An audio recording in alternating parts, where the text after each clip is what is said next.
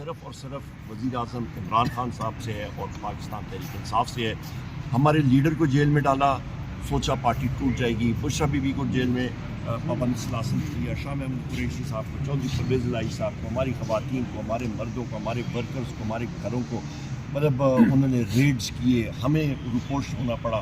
ہمارے ورکرز کو مار پیٹ ٹارچر کیا گیا, مار پیٹ بھی نہیں صحیح ٹارچر کیا گیا.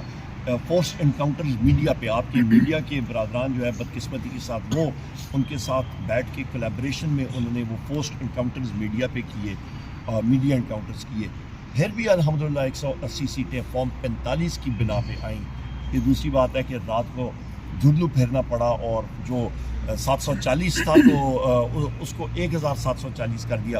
وہ بھی اس طرح نقل انہوں نے کی جس طرح کہ گریڈ دوم کا بچہ بھی نقل نہیں کرتا, اس طرح انہوں نے فارم 47 کے ساتھ کیا. اور جو اپلوڈ کیے تھے فارم 45 الیکشن کمیشن کی ویب سائٹ پہ, وہ 2 بار تو انہوں نے نیچے اس کو اتارنا پڑا.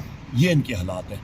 اچھا, عمر ایوب صاحب یہ بتائیے گا کہ آپ کہتے ہیں کہ امریکہ نے آپ کی جو ہے حکومت گرائی تھی, لیکن بلاول بھٹو کہتا ہے کہ بھٹو صاحب جو قبر میں جو ہے حکومتیں بناتے بھی رہے ہیں, گراتے بھی رہے ہیں. آپ اس کے اوپر کیا کہتے ہیں؟ قبر میں جی اللہ انہوں نے کہا وہ قبر سے حکومتیں بنا رہے ہیں اور گرا رہے ہیں. اللہ خیر کرے. پھر میں بھی اس سے کیا کہوں, وزیر اعظم کے خواب دے.